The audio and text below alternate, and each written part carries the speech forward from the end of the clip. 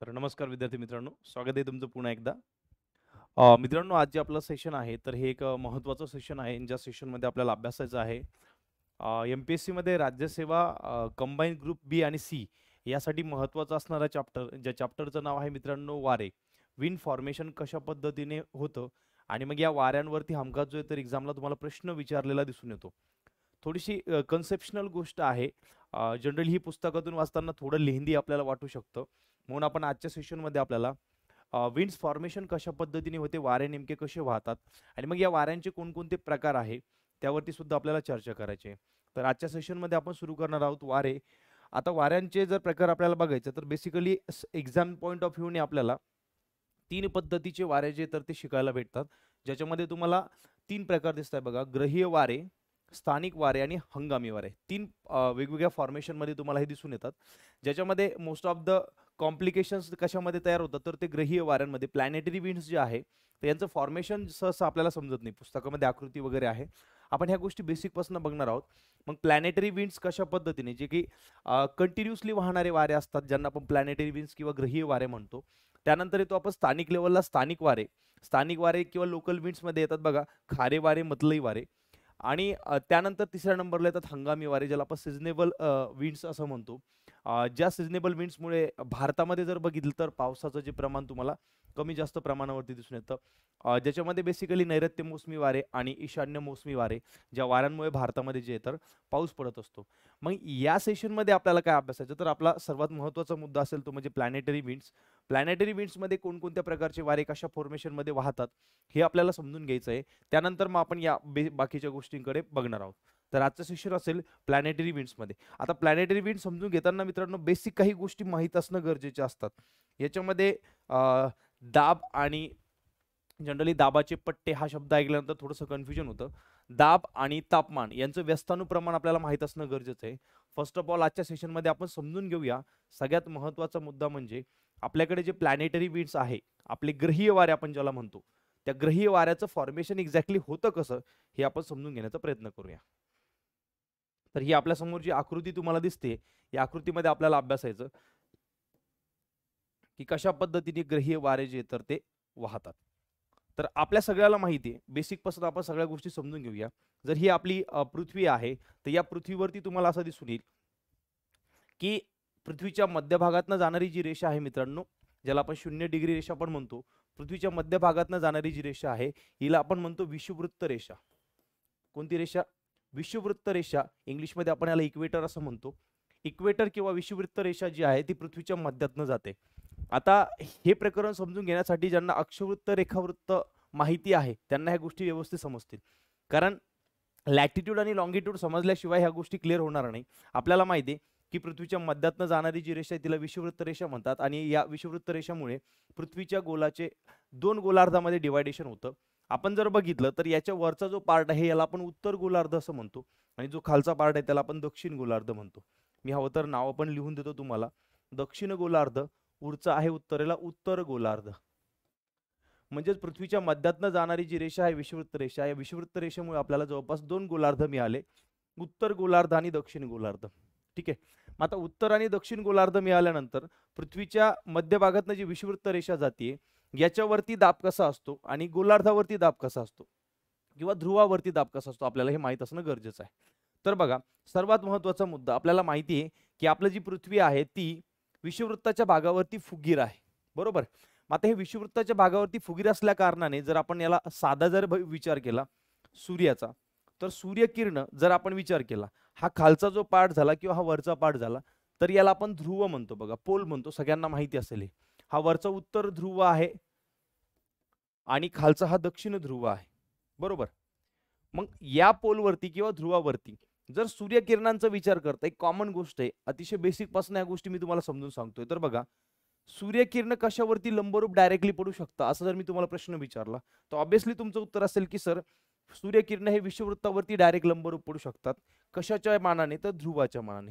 Obviously ध्रुवाकडे जे आहे तर सूर्यकिरण लंबरूप पडू शकत नाही. या भागामध्ये सूर्यकिरण लंबरूप पडू शकत नाही. म्हणून तुम्हाला माहिती आहे की ध्रुवावरती नेहमी जे बर्फाळ कंडिशन जी तुम्हाला ती दिसून येते. त्याचं कारण काय आहे? तर सूर्यकिरण डायरेक्ट लंबरूप पडू शकत नाही. पृथ्वीचं टेम्परेचर वाढवण्यासाठी सूर्यकिरण खूप जास्त गरजेचे असतात, ज्या सूर्यकिरणांचा इथपर्यंत डायरेक्टली संपर्क येत नाही, म्हणून तुम्हाला ध्रुवीय भाग नेहमी थंड दिसतो. ठीक आहे. मग आता विषुववृत्तावरती सूर्यकिरण जास्त पडत आहे, याचा अर्थ विषुववृत्तावरती जे आहे तर तापमान हे जास्त असतं. तापमान कसं असतं? जास्त असतं. आता हे लेक्चर समजून घेताना एक महत्वाचा मुद्दा अगोदर क्लिअर करून देतो. तुम्हाला काय समजून घ्यायचं आहे मित्रांनो, तर बघा इथे एक मुद्दा क्लिअर केलाय. बघा हा मुद्दा इथं समजून घ्या की जेव्हा आपण बघतोय आता तापमान जास्त, आपल्याला बघायचं आहे प्लॅनेटरी विंड्स मध्ये जे काही दाबाचे पट्टे तयार होतात ते कसे होतात. तर बघा तापमान जिथं दाब जास्त असेल मित्रांनो, आता हे एक मुद्दा लक्षात घ्या, जिथे तापमान जास्त असेल ना तिथं दाब नेहमी कमी असेल. हा नॅचरल नियम आहे, याच्यामध्ये काही बदल होत नाही. काय? जिथे तापमान जास्त असेल तिथं दाब नेहमी कमी असेल, म्हणजे high pressure low temperature. Clear? त्याच्यानंतर जिथे तापमान कमी आहे तिथे नेहमी जास्त दाब असेल. दाब कसा असेल? जास्त. म्हणजे तापमान आणि दाब, प्रेशर आणि टेम्परेचर हे एकमेकांच्या व्यस्तानुपाती आहे. जर तापमान कमी असेल तर दाब जास्त असेल, जर तापमान जास्त असेल तर दाब कमी असेल. Got it? लक्षात आलं? जिथे तापमान जास्त तिथं दाब कमी, जिथं तापमान कमी तिथं दाब जास्त. आता हे आकृतीच्या माध्यमातून आपल्याला काय समजून येतंय, तर बघा इथं आपण बघतोय की विषुववृत्तावरती म्हणजे 0 डिग्रीवरती तापमान जास्त आहे. तापमान कसं आहे? जास्त आहे. मग जर इथं तापमान जास्त असेल तर इथं प्रेशर कसं असेल मित्रांनो? दाब कसा असेल? ऑब्विसली व्यस्तानुपात म्हटल्यानंतर तापमान जास्त दाब कमी. म्हणजेच इथं कोणता बेल्ट तयार झाला, कोणता दाबाचा पट्टा तयार झाला, तर तुम्ही असं डायरेक्टली त्याला म्हणू शकता कमी दाबाचा पट्टा. आणि मग हा कमी दाबाचा पट्टा कुठपासून तयार झाला, तर हा मुद्दा इथं समजून घ्या.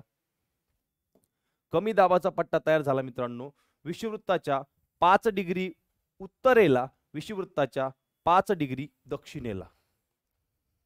5 degree north, 5 degree south.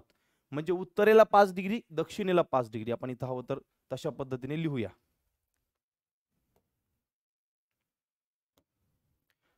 5 degree north, 5 degree south या दरम्यान जो पट्टा तयार झाला, तर आपल्याला भेटून गेला पट्टा मित्रांनो कोणता?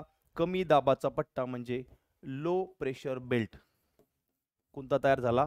कमी दाबाचा पट्टा. मग आता तुम्हाला जर कधी विचारलं जातंय की विषुववृत्तावरती कोणता दाब तयार होतो, कोणत्या दाबाचा पट्टा तयार होतो, तर तुम्ही म्हणू शकता इथं लो प्रेशर बेल्ट किंवा कमी दाबाचा पट्टा तयार झालेला दिसून येईल. लो प्रेशर बेल्ट किंवा कमी दाबाचा पट्टा, हा पॉइंट समजला असेल तुम्हाला. बरं इथं लो प्रेशर का तयार झाला, कमी दाबाचा पट्टा तयार का झाला? कारण इथं तापमान जास्त आहे, दाब कमी आहे. तापमान कसं आहे? जास्त आहे. दाब कसा आहे? कमी आहे. मग जिथे तापमान जास्त असतं तिथं दाब कसा असतो? कमी असतो. हा मुद्दा आपल्याला समजला. इथं लिहून देतो लागलं तर, जिथे तापमान जास्त दाब कमी, आणि जिथं तापमान कमी दाब जास्त. मुद्दा लक्षात घ्या. त्यानंतर मित्रांनो आपण एक मिनिट,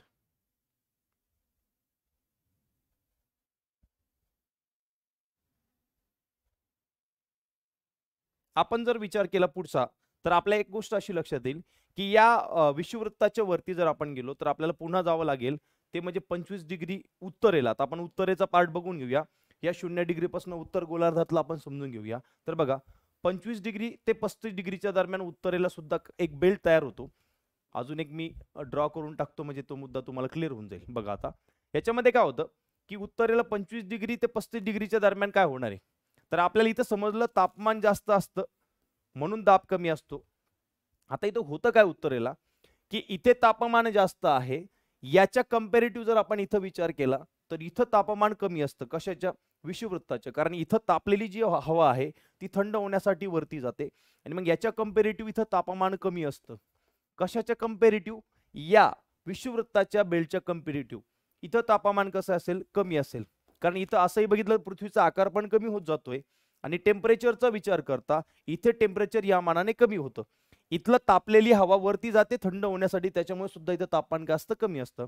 मग इथं तापमान कमी, मग इथं कोणता बेल्ट तयार झाला? इथं दाब कसा असेल? जास्त. दाब कसा असेल? जास्त. म्हणजे इथं तयार झाला हाय प्रेशर बेल्ट. बघा उत्तरेला काय तयार झाला? हाय प्रेशर बेल्ट तयार झाला मित्रांनो. इथं आपण बघितलं विषुववृत्तावरती लो प्रेशर बेल्ट तयार झाला कारण तापमान जास्त आहे. याच्या कंपॅरेटिव्ह इथं तापमान कमी म्हणजे तो कोणता पट्टा तयार झाला? जास्त दाबाचा पट्टा तयार झाला, हाय प्रेशर बेल्ट तयार झाला. आता आपण जर डायरेक्टली ध्रुवावरती गेलो तर ध्रुवावरती आपल्याला माहिती आहे सूर्यकिरण डायरेक्टली लंबरूप पडू शकत नाही. मग जिथं सूर्यकिरण लंबरूप पडू शकत नाही अशा भागाचा जर आपण विचार केला तर इथं जर सूर्यकिरणाचं लंबरूप पडत नाहीये मग तापमान कसे असेल? तापमान अतिशय कमी असेल. मग जिथे तापमान कमी आहे आपला नियम तिथे दाब कसा असतो? जास्त. म्हणजे इथं कोणता बेल्ट तयार होईल? जास्त दाबाचा बेल्ट तयार होईल. कोणता बेल्ट तयार होईल? जास्त दाबाचा बेल्ट तयार होईल. कुठे? या भागामध्ये जास्त दाबाचा बेल्ट. काही तर टेम्परेचर कसं आहे? तापमान कसं आहे? कमी आहे. तापमान कमी, दाब जास्त. बघा ध्रुवाचा जर आपण विचार केला तर अशा पद्धतीने तुम्हाला दिसून येईल की जास्त दाबाचा बेल्ट इथं ऑलरेडी तयार झाला ध्रुवावरती आणि त्याच्या कंपॅरेटिव्ह जेव्हा इथं आपण विचार करतो या भागामध्ये म्हणजे 55 ते 65 डिग्री, 55 ते 65 या भागामध्ये बघा आता हा एक बेल्ट तयार झाला, त्याच्या कंपॅरेटिव्ह इथं दुसरा बेल्ट तयार झाला. त्यानंतर आपण उत्तर गोलार्धात गेलो 90 डिग्रीवरती. तर 90 डिग्रीवरती आपल्या लक्षात आलं की या भागामध्ये तापमानच लो आहे, अतिशय कमी तापमान आहे. मग तापमान कमी असेल तर कोणता पट्टा तयार होतो? जास्त दाबाचा. आणि मग हा जास्त दाबाच्या पट्ट्याच्या ऑपोजिटला 55 ते 65 च्या दरम्यान इथं तापमान या मानाने जास्त असेल. बरोबर आहे, कारण ध्रुवावरती डायरेक्टली सूर्यकिरण पडतच नाही. मग इथं तापमान त्याच्या कंपॅरेटिव्ह कसं असतं? जास्त असतं. मग इथे तापमान जर जास्त तर इथं कोणता पट्टा तयार होतो? दाब कसा असेल? कमी. मग इथं कोणता पट्टा तयार झाला? Low pressure belt. कोणता पट्टा तयार झाला? Low pressure belt. बघा मित्रांनो पुन्हा एकदा समजून सांगतो. बघा जिथे तापमान जास्त असतं तिथे दाब कमी असतो, आपल्याला नियम माहिती आहे. बरोबर. आणि जिथे तापमान कमी तिथे दाब जास्त असतो, एकमेकांच्या व्यस्तानुपाती. हे कारण आहेत. याच कारणामुळे वारे नंतर वाहताना दिसून येतात. म्हणजे प्लॅनेटरी विंडची बेसिक गोष्टी या आहे. या जर तुम्हाला समजल्या तर तुम्हाला ही पूर्णच कन्सेप्ट क्लिअर होऊन जाते. बघा तापमान जिथे जास्त आहे, मग तापमान जास्त इथे का आलं विषुववृत्तावरती? कारण आपल्याला माहिती आहे सूर्यकिरण लंबरूप पडताय. मग तापमान जास्त आहे, लो प्रेशर बेल्ट तयार झाला. त्याच्या कंपॅरेटिव्ह आपण उत्तरेला गेलो 25 ते 35 डिग्रीच्या दरम्यान इथं तापमान कमी म्हणजे हाय प्रेशर बेल्ट तयार झाला. तर या दोघांमधला बेल्टचं अंतर तुम्हाला समजलं. आपण डायरेक्ट ध्रुवावरती गेलो कारण तसं समजणार नाही तुम्हाला. ध्रुवावरती एक गोष्ट लक्षात आली आपल्याला की टेम्परेचर अतिशय लो आहे. मग जिथे टेम्परेचर लो आहे, जिथे टेम्परेचर लो आहे, तापमान कमी आहे, तिथं दाब कसा असेल? जास्त.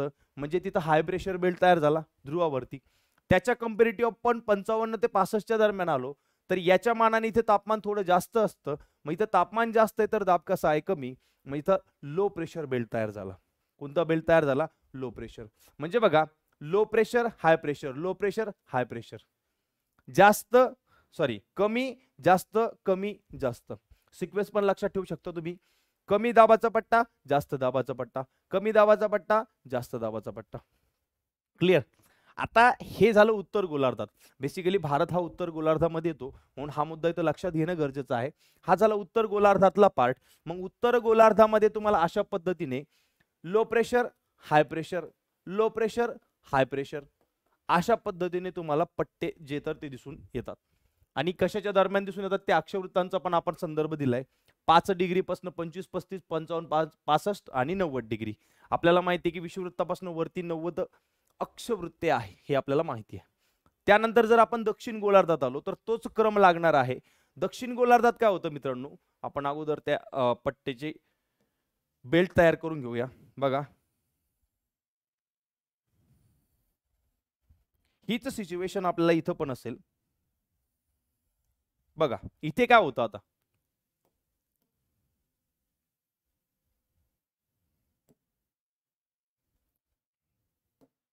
बघा आता इथे जर आपण विचार केला तर ऑब्विसली आपल्याला माहिती आहे विषुववृत्तावरती तापमान जास्त आहे म्हणजे इथं लो प्रेशर बेल्ट ऑलरेडी तयार झालेला आहे.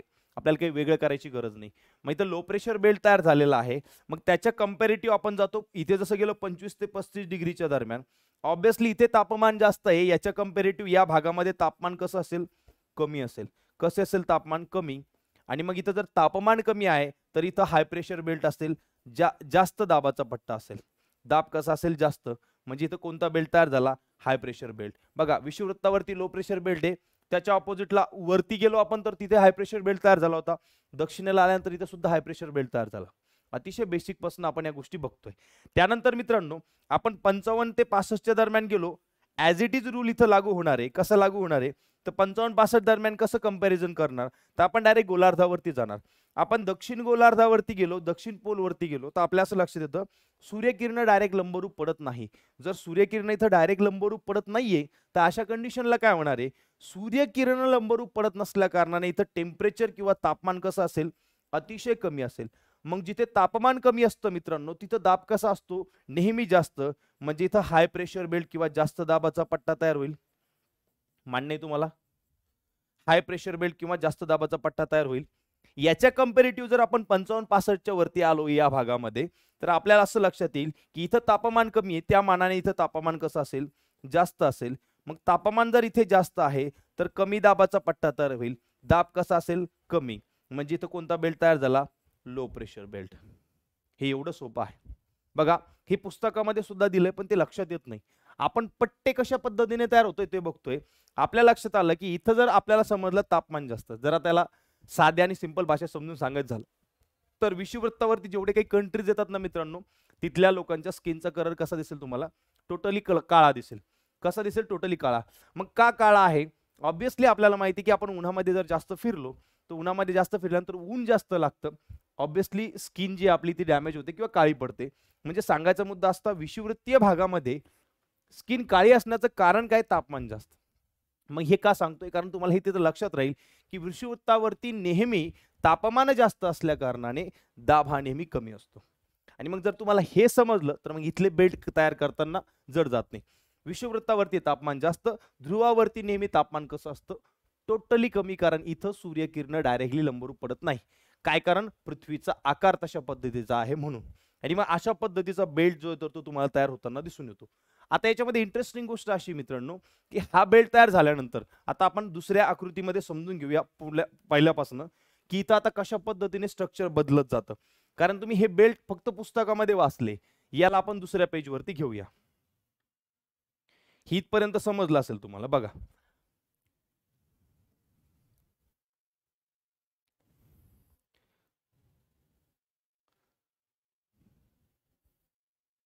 आता बघा विद्यार्थी मित्रांनो याच्यामध्ये काय होतंय, मी पूर्ण बेल्ट काढून घेतो.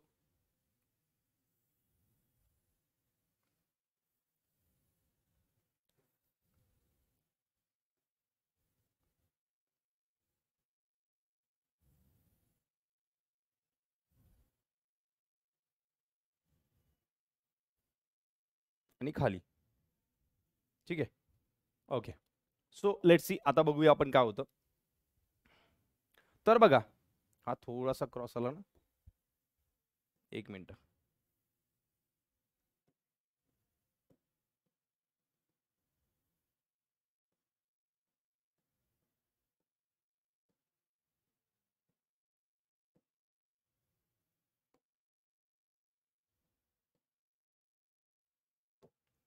जात नाहीये, ठीक आहे, हरकत नाही, आपण बघूया. ही एक्स्ट्रा आलेली. बघा इथे काय झालेलं, आपण जेव्हा विषुववृत्तावरती गेलेलो तेव्हा विषुववृत्तावरती आपल्या लक्षात आलं की तापमान जास्त असल्या कारणाने इथे कमी दाबाचा पट्टा तयार झाला. कोणता पट्टा तयार झाला, कमी दाबाचा पट्टा तयार झाला. ओके, लो प्रेशर बेल्ट तयार झाला. आता याच्या ऑपोजिटला आपण फक्त आता पट्ट्यांचे डिटेल देतोय कारण इथं तापमान जास्त समजून घेणं गरजेचं होतं. त्याच्या ऑपोजिटला इथं जर आपण गेलो 25 ते 35च्या दरम्यान तर आपल्याला दिसून येतं इथं जास्त दाबाचा पट्टा तयार झाला होता. कोणता पट्टा, जास्त दाबाचा पट्टा, बरोबर. 55 ते 65 डिग्रीच्या दरम्यान आपल्याला दिसून येईल, आपण ध्रुवावरती बघितलं होतं की ध्रुवावरती तापमान कमी असल्या कारणाने इथे जास्त दाबाचा पट्टा तयार होईल कारण टेम्परेचर खूप कमी आहे. आणि मग त्याच्या ऑपोजिटला खाली जर आपण आलो 90 डिग्रीच्या खाली 55 ते 65 तर इथं कमी दाबाचा पट्टा तयार होतो. ॲज युज्युअल आपण खाली दक्षिण गोलार्धात बघू शकतो, उत्तर गोलार्धामध्ये बघा कमी जास्त कमी जास्त, हाच नियम इकडे खाली पण लागू होईल आपल्याला. 25 ते 35, 55 ते 65, 90, बरोबर. मग आता इथं बघा, इथं जर कमी दाबाचा पट्टा आहे तर त्याच्या ऑपोजिटला इथं जास्त दाबाचा पट्टा तुम्हाला दिसून येईल. त्याच्यानंतर मित्रांनो खाली तुम्हाला कमी दाबाचा पट्टा दिसून येईल आणि त्याच्या खाली तुम्हाला ध्रुवावरती जास्त दाबाचा पट्टा दिसून येईल अशा पद्धतीने. मग बेल्टला लक्षात ठेवताना कसं लक्षात ठेवायचं बघा, low pressure high pressure, low pressure high pressure, बरोबर. इथनं सुरू केलं तर low pressure high pressure, low pressure high pressure, कसंही तुम्ही करा. सुरुवातीला विषुववृत्ताला नेहमी लो प्रेशर आणि ध्रुवाला नेहमी हाय प्रेशर. मग आता असे बेल्ट तयार झाल्यानंतर याच्यामध्ये काय फरक असतो किंवा काय समजून घेणं गरजेचं. तर बघा, तुम्हाला पुस्तकामध्ये तुम्ही आकृती पण भरपूर वेळेस वाचली असेल बघा. तर बघा याच्यामध्ये काय होतं, आता होतं असं की एक शास्त्रज्ञ आहे, दोन शास्त्रज्ञांची मी इथं नाव घेईल की वारे वाहत असताना पृथ्वीगोलावरती जे हे अशा पद्धतीने वारे वाहतात. आता इथं नियम काय येतात तर बघा मित्रांनो, आता हे तुम्हाला बेल्ट लक्षात आले, पण बेल्ट सोबत तुम्हाला वाऱ्यांचे नियम माहीत असणं गरजेचे आहे. आणि ज्यांना वाऱ्याचे नियम माहिती आहे त्यांना हे प्रकरण अतिशय सोपं किंवा चिल्लर वाटू शकतं. कसं बघा, वाऱ्याच्या नियमामध्ये पहिला नियम लक्षात ठेवायचा, वारे हे नेहमी जास्त दाबाकडून कमी दाबाकडे वाहतात. कसे वाहतात? जास्त दाबाकडून कमी दाबाकडे वाहतात. वारे हे नेहमी जास्त दाबाकडून कमी दाबाकडे वाहतात. आणि वाऱ्याचा दुसरा नियम आहे, वारे ज्या दिशेकडून वाहत येतात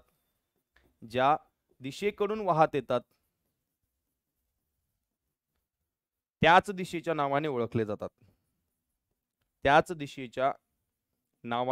ओळखले जातात. दोन नियम खूप जास्त महत्वाचे आहे. बघा, पहिला नियम समजून घेऊया.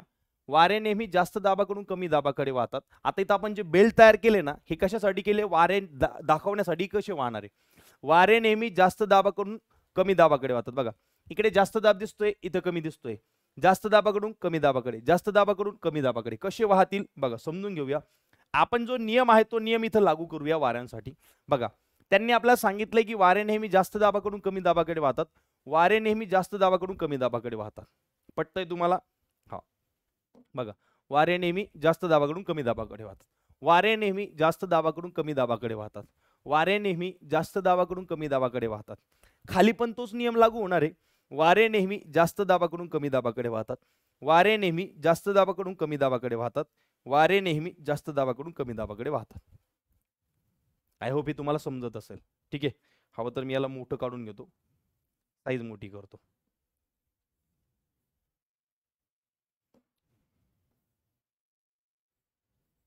वारे नेहमी जास्त दाबाकडून कमी दाबाकडे कसे वाहतात हे मी तुम्हाला आकृतीच्या माध्यमातून दाखवलं. मग आता ऍक्च्युली वारे असेच वाहतात, पण इथं पण किंतु परंतु आहे हे समजणं गरजेचं आहे. बघा, दुसरा नियम काय आहे? वारे ज्या दिशेकडून वाहत येतात त्याच दिशेच्या नावाने ओळखले जातात. मग आता हा नियम कसा लागू होणार मित्रांनो? तर बघा, वारे ज्या दिशेकडून वाहत येतात, उदाहरणार्थ इथं घ्या, इकडनं वारे वाहत येत आहे म्हणजे ध्रुवाकडनं आपल्या विषुववृत्ताकडे येत आहे. बघा, मग ज्या दिशेकडनं वाहत येतात, कोणत्या दिशेकडनं? ती उत्तर दिशा झाली. उत्तर दिशेकडनं दक्षिणेकडे येत आहे ना. कोणत्या दिशेकडनं येत आहे? उत्तरेकडनं दक्षिणेकडे येत आहे. मग ज्या दिशेकडनं येत आहेत, कोणत्या दिशेकडनं येत आहे? उत्तरेकडनं. त्याच दिशेच्या नावाने ओळखल्या यांना आपण उत्तरीय वारे म्हणू शकतो. उदाहरणासाठी येते लक्षामध्ये? हा, म्हणजे उत्तरेकडनं दक्षिणेकडे ते चालले दक्षिणेकडे आहे, पण तू त्या नावाने नाही ओळखणार. कोणत्या नावाने ओळखले जाईल? ज्या दिशेकडून येत आहे, ज्या दिशेकडून वाहत येतात त्याच दिशेच्या नावाने ओळखले जातात. म्हणजे जरी दक्षिणेकडे जात असले तरी यांना उत्तरीय वारे म्हणणार. हे दक्षिणेकडनं उत्तरेकडे चालले, मग यांना दक्षिणीय वारे म्हणणार. Got it? लक्षात आलं? बरं, हा नियम पण आपल्याला पुढे चालून काम येणार आहे. आता हे झालं बेसिक स्ट्रक्चर. आता या बेसिक स्ट्रक्चर मध्ये ऍडव्हान्स काय आहे? तर बघा मित्रांनो, अशा पद्धतीचं स्ट्रक्चर पाहिजे पूर्ण पृथ्वीवरती, अशा पद्धतीने वारे व्हायला पाहिजे. परंतु इथे एक महत्वाचा मुद्दा येतो. दोन शास्त्रज्ञ आहे, एक तुम्ही फेरेलचे नियम वाचले असतील बघा. कोणते नियम वाचले असतील? फेरेल. तर बघा, फेरेल काय म्हणतो? फेरेलचे वाऱ्याचे नियम आणि त्यासोबत बीसी कोरिओलिस. आता कोरिओलिस नावाचं बल माहिती असणं गरजेचं आहे तुम्हाला. बघा, फेरेलचं तेच म्हणणं होतं, कोरिओलिस बलामध्ये कोरिओलिस शास्त्रज्ञाचं तेच म्हणणं होतं. यांचं म्हणणं असं आहे की वारे तर त्याच्या पद्धतीने वाहत असतात, परंतु जेव्हा वारे वाहत असतात तेव्हा आपली जी पृथ्वी आहे ही पृथ्वी स्वतःभोवती फिरत असते, म्हणजे परिवलन करत असते. मग स्वतःभोवती ही पृथ्वी फिरत असल्या कारणाने जेव्हा ही पृथ्वी फिरते, वारे व्हायला लागतात, जेव्हा ही पृथ्वी फिरते तर पृथ्वी फिरत असल्या कारणाने वाऱ्यांच्या मूळ दिशेमध्ये बदल होतो. वाऱ्यांच्या मूळ दिशेमध्ये कोणत्या बलामुळे? त्याला कोरिओलिस बल म्हणतात. म्हणजे पृथ्वीवरती फिरत असताना कोणतं बल ऍक्टिव्ह असतं? कोरिओलिस बल. आणि मग या कोरिओलिस बलामुळे वाऱ्यांच्या दिशेमध्ये बदल होतो. फेरेलने सुद्धा तेच नियम सांगितले. मग या दिशेमध्ये काय बदल होतो हे आपल्याला माहित असणं गरजेचं आहे. तर त्यांचं असं म्हणणं आहे, उत्तर गोलार्धात कोरिओलिस बलामुळे वारे नेहमी मूळ दिशेच्या उजवीकडे वळतात.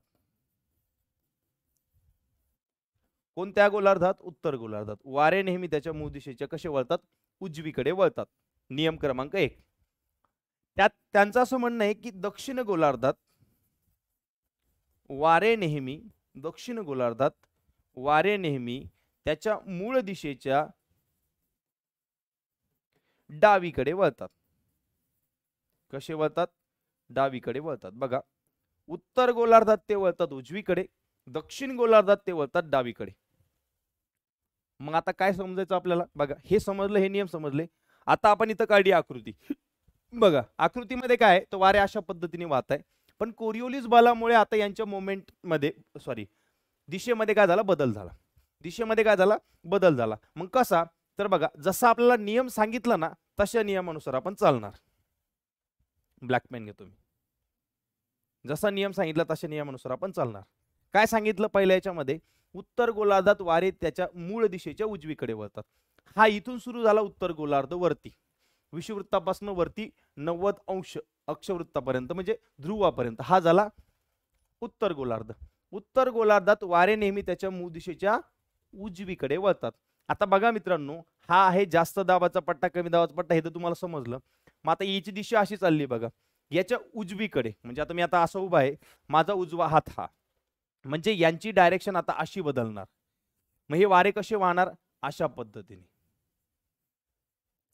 का? कोरिओलिस बलामुळे. उत्तर गोलार्धात वारे त्याच्या मूळ दिशेच्या उजवीकडे वळतात, म्हणजे ते खाली न येता क्रॉस जाणार. आलं लक्षात? वरती गेल्यानंतर उत्तर गोलार्धात सगळीकडे हाच नियम लागू होता. उत्तर गोलार्धात त्याच्या मूळ दिशेच्या, आता हे वरती चालले ना, याची मूळ दिशेची उजवी बाजू कोणती झाली? हाय. मग असे वाहणार. कसे वाहणार? अशा पद्धती. त्याच्यानंतर वरचा पार्ट तो पण चेक करून घेऊया. उजवीकडे म्हणजे अशा दिशेने वळतात. बघा, आपल्याला पहिला नियम सांगितलाय की उत्तर गोलार्धात वारे नेहमी मूळ दिशेच्या उजवीकडे वळतात. आपण उत्तर गोलार्धात त्यांची उजवी दिशा टाकून दिली. क्लिअर? आता मुद्दा येतो दक्षिण गोलार्ध. तर दक्षिण गोलार्धात वारे नेहमी त्याच्या मूळ दिशेच्या कसे वळतात? डावीकडे वळतात. कसे वळतात? डावीकडे. मग दक्षिण गोलार्धामध्ये ते कसे वळणार आहे? आता डावीकडे वळणार आहे. मग दक्षिण गोलार्धात त्यांना डावीकडे आपल्याला दाखवावं लागेल. मग दक्षिण गोलार्धात हे वारे आता वरती चालले बघा, दक्षिण गोलार्ध हे वरती चालले, याची ही उजवी झाली, ही डावी दिशा झाली. मग ते कसे वळणार? असे. म्हणजे याची डायरेक्शन आता अशी होऊन जाईल. येतंय लक्षात? बरं, इथं पण दक्षिण गोलार्धात डावी, आता याची दिशा असे चालले ना, तर याची दिशा डावी ही असेल, म्हणजे ते इकडे जातील. आणि मग याची दिशा डावी आपल्याला दाखवायची, म्हणजे ती अशी असेल. अशा पद्धतीने पूर्ण प्लॅनेटरी विंड्स कशा पद्धतीने फॉर्मेशन करतात हे आपल्याला समजून येतं या आकृतीच्या माध्यमातून. मित्रांनो, इथं सरळ सरळ अशा पद्धतीची आकृती तुम्हाला स्टेट बोर्डच्या पुस्तकात पण दिली आहे आणि अदर ठिकाणी तुम्ही वाचताय तिथं पण दिलेली आहे. NCERTच्या बुकमध्ये पण दिले. सांगायचा मुद्दा असा की आपण सुरुवातीला बेल्ट कसे तयार झाले ते बघितलं, ते नियमावली त्याची बघितली, त्या नियमानुसार त्याच्यामध्ये त्यांना ठेवलं आणि अशा पद्धतीचं स्ट्रक्चर आपल्या समोर उभं राहिलं. या अशा पद्धतीच्या वाहणाऱ्या वाऱ्यांना आपण प्लॅनेटरी विंड्स किंवा ग्रहीय वारे म्हणून ओळखत असतो. अशा पद्धतीच्या वाऱ्यांना आपण प्लॅनेटरी विंड्स किंवा ग्रहीय वारे. बघा, हा आहे त्याचा फोटो, तुम्ही स्टेट बोर्डच्या पुस्तकात सुद्धा बघू शकता. अशा पद्धतीने वारे त्यांची मूळ डायरेक्शन बदलतात आणि कंटिन्युअसली वर्षभर हे जे वाहत असतात यांना प्लॅनेटरी विंड्स किंवा ग्रहीय वारे म्हणून आपण ओळखतो. हे वारे वर्षभर नियमितपणे वाहतात, जे पृथ्वीचे विस्तीर्ण क्षेत्र व्यापतात, म्हणून या वाऱ्यांना ग्रहीय वारे किंवा प्लॅनेटरी विंड्स असं आपण म्हणून ओळखतो. आता याच्यामध्ये दुसरा मुद्दा असा आहे जो एक्झाम पॉइंट ऑफ व्ह्यूने महत्वाचा आहे, तुम्हाला प्रश्न विचारले त्याच्यावरती. बघा, हा इक्वेटरचा जर पार्ट आहे, या इक्वेटरच्या पार्ट पासून खाली पोल पर्यंत उत्तर गोलार्ध आणि दक्षिण गोलार्धाचा जर विचार केला तर मित्रांनो, या गोलार्धामध्ये तुम्हाला एक गोष्ट लक्षात येईल की पृथ्वीचा बऱ्यापैकी जो भाग आहे, जमिनीचा भाग, पृथ्वीवर असणारा जमिनीचा बऱ्यापैकी जो भाग आहे ना मित्रांनो, तो तुम्हाला या भागामध्ये कुठे उत्तर गोलार्धामध्ये दिसून येईल.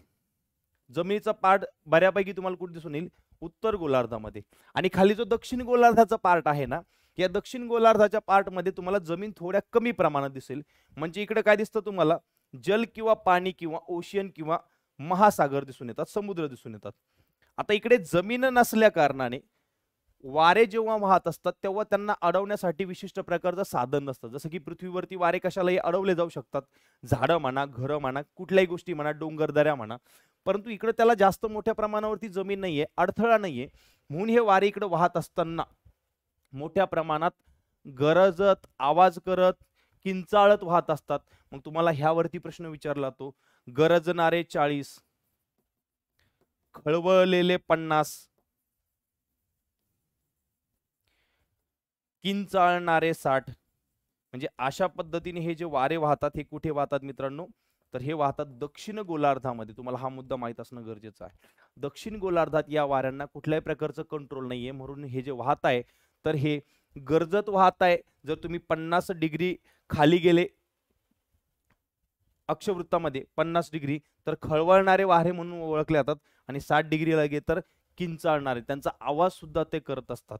अशा पद्धतीचे जे वारे हे दक्षिण गोलार्धात तुम्हाला गरजणारे, खळवळलेले आणि किंचाळणारे दिसून येतात. दुसरा महत्वाचा मुद्दा जो एक्झाम पॉइंट ऑफ व्ह्यूने आपल्यासाठी महत्वाचा आहे तो म्हणजे असा मित्रांनो, की पूर्वीच्या काळी 5 डिग्री साऊथ आणि 5 डिग्री नॉर्थ जो आपण बेल्ट बघितला होता, याच्या दरम्यान ते 25 ते 35च्या दरम्यान हा जो एवढा पोर्शन आहे ना, तर याच्या दरम्यान अगोदर काय व्हायचा, व्यापार चालायचा. म्हणजे 5 डिग्री नॉर्थ 5 डिग्री साऊथच्या दरम्यान काय चालायचा, अगोदर व्यापार चालायचा. आणि म्हणून या वाऱ्यांना व्यापारी वारे म्हणून सुद्धा ओळखलं जातं. कोणते वारे म्हणून ओळखला जातो, व्यापारी वारे. घोड्यांचा व्यापार त्यावेळेस व्हायचा असो त्यावेळेस बोललं जायचं, म्हणून यांना व्यापारी वारे. आणि मग ऑब्व्हियसली त्याच्या ऑपोजिट साईडचे जे वारे असतील त्यांना काय म्हणणार आपण, हे 25 ते 35 दरम्यान त्यांना आपण प्रति व्यापारी वारे म्हणून ओळखणार. हे बेसिक, याच्यात काही टफ लेवल नाही. मग हे करत असताना तुम्हाला एक्झामला कोणत्या गोष्टी लक्षात ठेवणं गरजेचं आहे, कोरिओलिस बल, फेरेलचे नियम, त्याच्यानंतर वाऱ्याचे नियम, त्याच्यानंतर दाब आणि तापमानाचं व्यस्तानुप्रमाण हे माहीत असणं गरजेचं आहे. वाऱ्याचे बेसिक रूल, वारे नेहमी जास्त दाबाकडनं कमी दाबाकडे वाहतात, ज्या दिशेकडून वाहत येतात त्याच दिशेच्या नावाने ओळखले जातात, एक्सेट्रा एक्सेट्रा. हे सगळे मुद्दे जर तुम्ही समजून घेतले तर नक्कीच तुम्हाला त्याचा एक्झाम मध्ये फायदा होऊ शकतो. तर प्लॅनेटरी विंडची ही जी कन्सेप्ट आहे ही आजच्या लेक्चरमध्ये आपण बघितली. याचा पुढचा पार्ट आपण पुढच्या सेशनमध्ये कव्हर करूया. Thank you so much.